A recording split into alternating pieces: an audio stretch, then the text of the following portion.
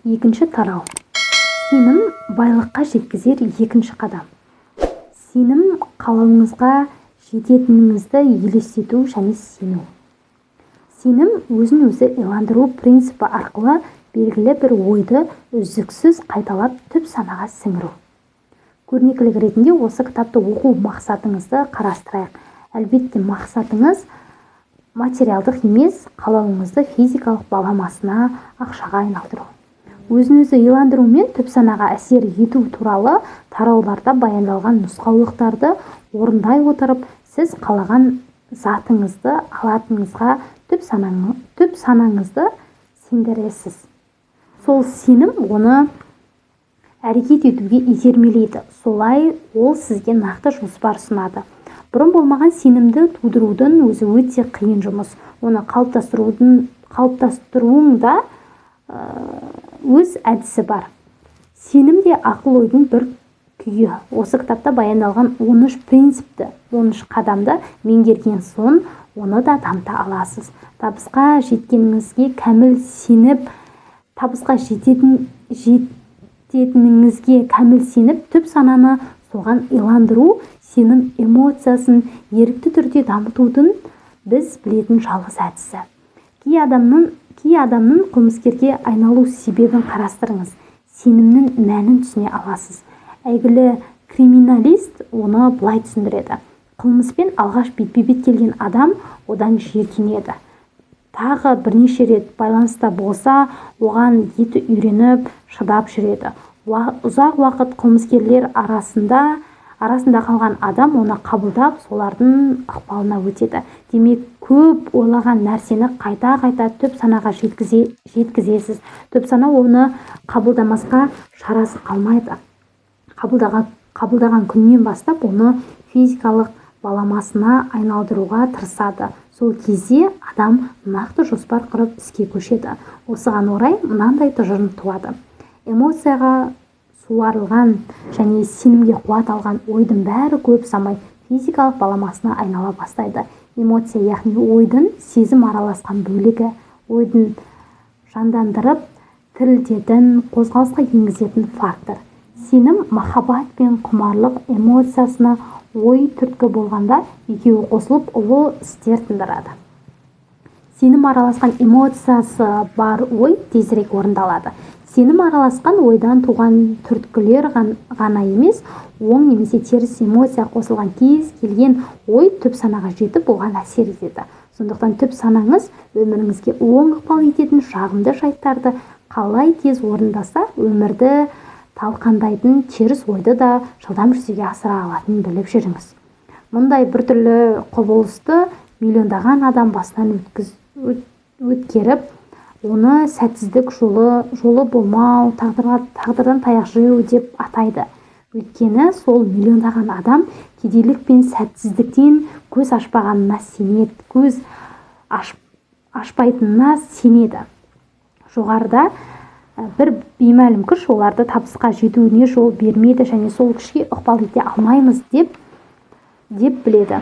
Олардың ойынша жұлдызы оңнан туған адам басқа. Алайда олар бағы жанбай жүргеніне өзі кінәлі екенін білмейді. Олардың жолы болмайды деген сенім түп санаға өтіп, өмірде шындыққа айналады. Ғасырлар бойы қаншама данышпан адамдарға сену керек дегенді айтып кетті. Алайда қалай сену керегін үйретпеді. Олар сенім дегеніміз ақыл-ойдың бір күйі, өзіңді иландыру арқылы оны қолдан жасай аласыз дегенді айтпады. Сенім адамның өзін иландыруы. Адамның өзін иландыруы арқылы пайда болатын ақыл-ой күйі. Әрдайым өзіңізге және Құдайға сеніңіз. Сондай-ақ сенім ойға түрткі беріп, оны жандандырып, іске итермелейтін мәңгілік қуат көзі. Алдыңғы сөйлемге 2 рет, 3 рет, 4 рет оқыңыз. Дауыстап оқыған абзал. Байлық жинау сенімнен басталады. Сенім ғылым заңдарына бағынбайтын барлық керемет пен құпияның негізі. Үмітсіздікке қарсы төтеп беретін жалғыз күш сенім. Сенім деген физикалық элементке дұға қосылғанда Құдаймен тікелей байланысқа түсесіз. Сенім адамның шекті ақылы тудырған ой тербелісін рухани баламасына айналдыратын элемент. Сенім Құдайдың ғарыштық күшін игеріп, қажетіңізге жаратуға мүмкіндік беретін жалғыз құрал. Осы айтылған тұжырымның бәрі шынайы екенін дәлелдеген.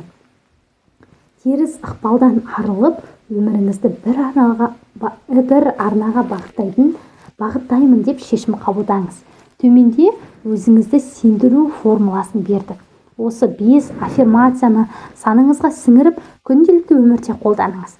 Жалғыз өзіңіз ғана оңаша отыра алатын тыныш орын табыңыз да, формуланың әр құрамдас бөлігін жазып шығыңыз.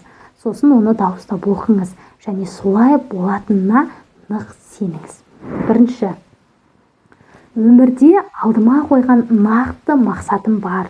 Соған жету үшін тынбай алға ұмтылып үздіксіз әрекет етемін. Осы күннен бастап сол бағытымнан таймаймын деп уәде беремін. Екінші, үнемі миыма келетін ойлардың түбінде орындалып, физикалық сипат алатынын, материалдық затқа айналатынын түсінемін. Сондықтан күніне 30 минут уақытымды бөліп, өзімді болашақта қандай күйде көргім келетінін елестетемін. Осылайша ақыл ойымда өзім қалаған адамның нақты бейнесін жасаймын. Үшінші, өзін-өзі иландыру принципі арқылы үнемі ойымда жүрген қалауым мақсатыма жеткізу үшін нақты іс-қимылға ұласатынын білемін. Сондықтан күніне 10 минут уақыт бөліп, өзімді сендіруді жетілдіруге күш саламын. Төртінші, өмірде басты мақсатымды айқындап жазып қойдым. Енді соған байланысты сенім жеткілікті болғанша тоқтамаймын. Бесінші, шындық пен әділдікті ту етпеген байлық пен мәнсаптың ғұмыры ұзаққа бармайтынын білемін. Сондықтан істес болған адамдардың ешбіріне пайда әкелмейтін іске араласпаймын. Айналысқан ісімнің бәріне игі күштерді тартамын. Ізгі ниетті жандармен жұмыс істеймін. Өзім адамдардың игілігіне қызмет еткім келеді, сондықтан олардың да маған қуана көмектескенін қалаймын. Жек көру, қызғаныш, бақталастық, күндестік пен сынап мінеуден ада боламын. Өйткені өзгелерге қарым-қатынасым нашар болса, ешқашан табысқа жетпейтінімді білемін. Басқа адамдар маған сенсе деймін, себебі өзім оларға және өзіме сенемін. Осы формула астына аты жөнімді жазып, қол қоямын. Оны есімде сақтау үшін күніне 1 рет дауыстап оқимын. Ол менің ойым мен іс-әрекетіме әсер етеді. Осылайша өз күшіне толық сенетін табысты адамға айналамын деп кәміл сенемін. Бұл формула өз-өзін иландыру заңы деп аталатын табиғи заңға сүйенеді. Тұжырым. Сенім деген ақыл ойдың күйі. Осы түп санаға үздіксіз нұсқаулық беру арқылы өзіміз тудыра аламыз. Сенім араласқан эмоция қосылған кез келген ой тезірек орындалады. Сіздің сеніміңіз түп санаңыздың іс-қимылын анықтайтын элемент. Миллиондаған адам жоқшылықтан көз ашпай, сәтсіздікке ұшырап жүретінін беймәлім күштердің кесірі деп санайды. Ол күшке әсер ете алмаймыз деп ойлайды. Алайда олардың өзінің қырсық шалған тағдырын өздері жасайды. Сенім байлық шоғырланған мекеннің бастауы. Сенім ойды бағыттап, оны жандандырып күш-қуат береді. Түп санаңыз үрей тудырған ойды да, сеніммен туған ойды да бәрін орындай береді. Өзіңізді сендіру үшін өзін-өзі иландыру заңын есте сақтаңыз. Өзіңіз сенген нәрсеге түп санаңыз да иланады. Осылайша жетістікке жететін жолды көрсетеді.